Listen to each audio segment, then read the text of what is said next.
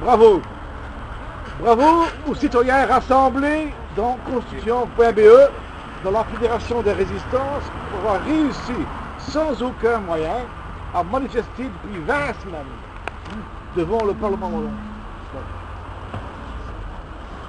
D'avoir tenu avec persévérance à alerter et les hommes politiques et les citoyens du danger de voter le traité d'austérité et du danger de voter la 6e réforme de l'État telle qu'elle. Avis aux velléités parlementaires. Vous avez des citoyens conscients et engagés qui iront jusqu'au bout de leur démarche. Jusqu'au jour où vous devrez voter et montrer votre souci du peuple ou des banquiers.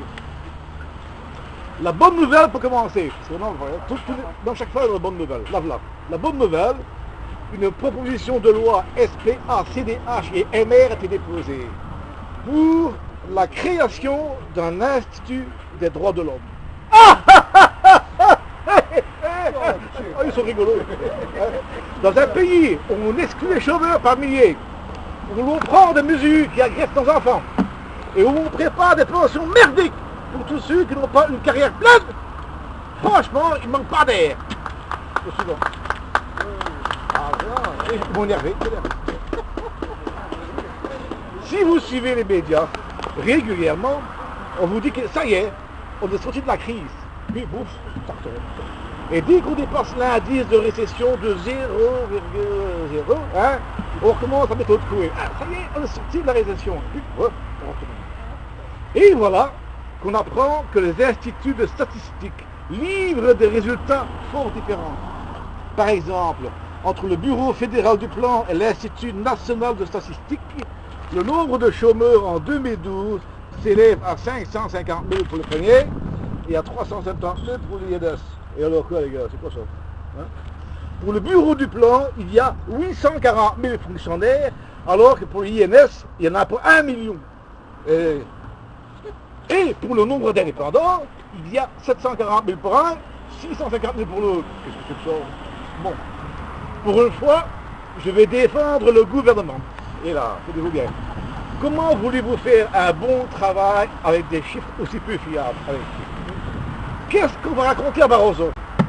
Manu, nous sommes dans la merde, mais on ne sait pas à quelle hauteur. Force est de constater qu'il n'y a pas de volonté politique d'avoir un outil statistique performant pour les aider à comprendre et à mener leur gestion de société. À moins que ce soit voulu. Parce que dans le brouillard, on voit moins les défauts de la société. En tout cas, cela montre le niveau du souci de la bonne gestion du CS Rudolph et la nécessité de faire monter des petits nouveaux.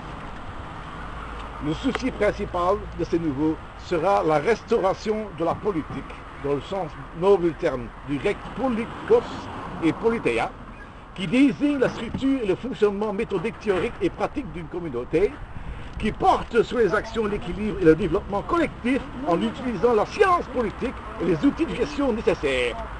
Le contraire de ce qu'on vit, quoi.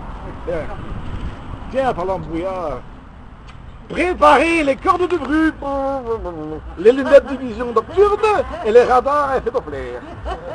La saison des mensonges, des raseurs gratis, des vendeurs de rêves et des caliméros va bientôt commencer. Dès maintenant, nous sommes en pré-campagne électorale. Commençons par mon copain, le président de la Chambre, André Flau, comme moi, future tête de liste à la Chambre. Donc, pour lui, c'est plié, casé, sauf catastrophe improbable du tout. Du coup, il implore. Attention à ne pas tomber dans la fièvre électorale qu'il nous dit. Il fait appel au sens des responsabilités et de l'État. On vient d'avoir un échantillon avec la statistique. Question de responsabilité. Non, dit-il, on ne relâche pas l'effort quand on est dans un sprint. Relâcher l'effort pour être suicidaire en ce qui concerne nos obligations en termes budgétaires au niveau européen. Phrase surprenante s'il en est. En quoi serait-ce suicidaire de ne pas respecter un budget? Nous ne sommes plus maîtres de notre devoir. Dans quel carcan nous ont-ils mis pour parler ainsi? La souveraineté de notre nation serait-elle déjà bradée avant même le vote pour le TSCG?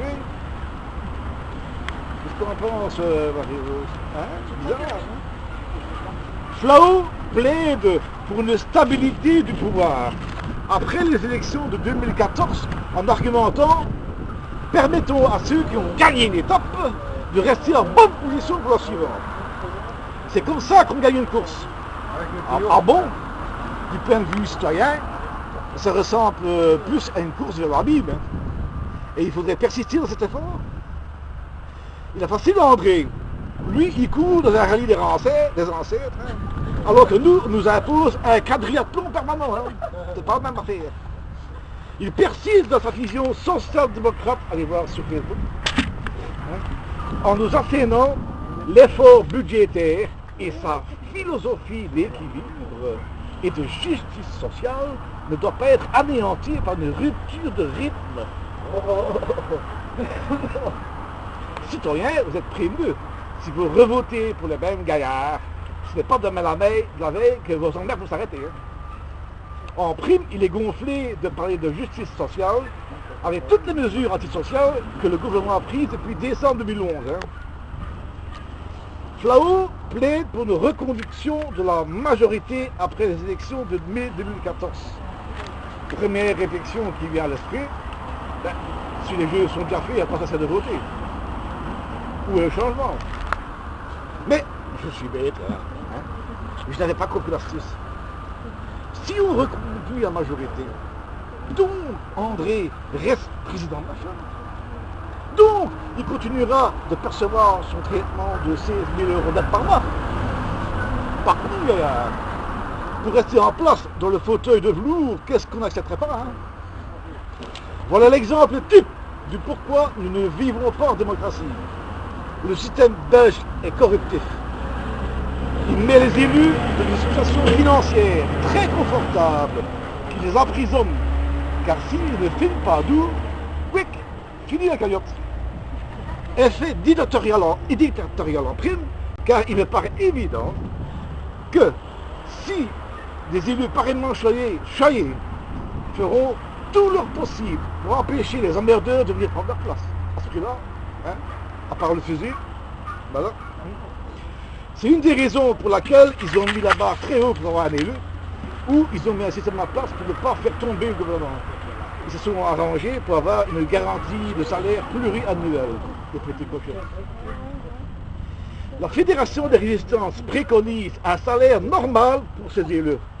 Tu entends, super long, normal. Et pour 2 mandats consécutifs, ou du tout, Gabro, hein, qui dit bon, hein, 2 mandats consécutifs maximum pour les protéger du système corruptif. Pour terminer, citons encore une fois ce brave André Flao. En politique, dit-il, c'est toujours ce à quoi on ne s'attend pas qui arrive. Ok André, message reçu pour 2014. Changeons la société, un autre monde est possible. Merci.